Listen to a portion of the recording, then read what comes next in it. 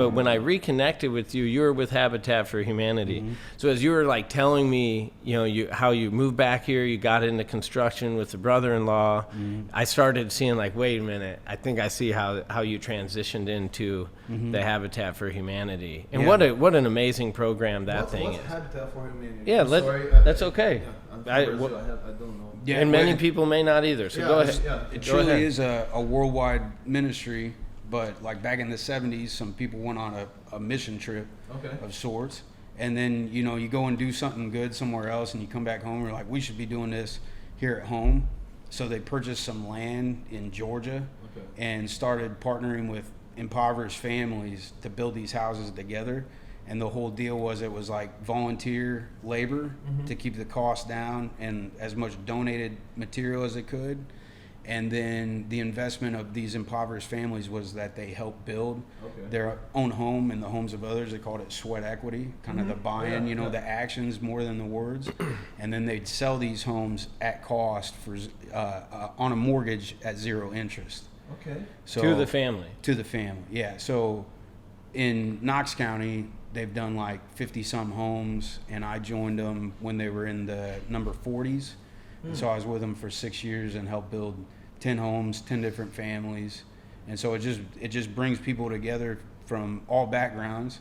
And again, you think like this area it's not a melting pot, but one of the last homes I helped build, we had the age range, you had to be at least 16, but 16-year-olds up to people in their 90s, folks that had immigrated from the DRC and spoke only French, and using Google Translate to go from English to French and vice versa, and men, women, and it was amazing. Awesome. Yeah, and beautiful cars. Yeah, a ton of experience or no experience at all with construction, and that was really cool.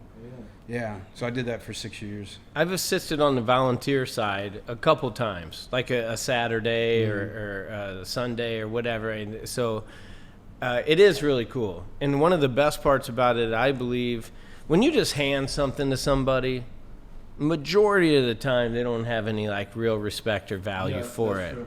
And I know that's an example of sweat equity. And eventually, they have money that they're putting into it too, although 0% interest they are. And there's some like ownership, some pride, like this, I helped build this. That's why you want to take care of it and, and maintain it. And I did 1 to 4 family mortgage loans for, I don't know how many years, quite some time. And I have my real estate license now as well. And one of the things I see very regularly is when you see a home, this home is foreclosure. And I know tough times happen to all different types of people. But one very common theme when a home is a foreclosure, and you look at it and you start looking back at it, you'll see it was a type of loan with 0% money down. The person had no money into the property from the start. So it makes it very easy to walk away when times get tough or I can't make the payment on a car, whatever it may be. It's very easy to say, you know what, I didn't. Now, if that's why you hear a lot of times the bank will want you to put 20% down.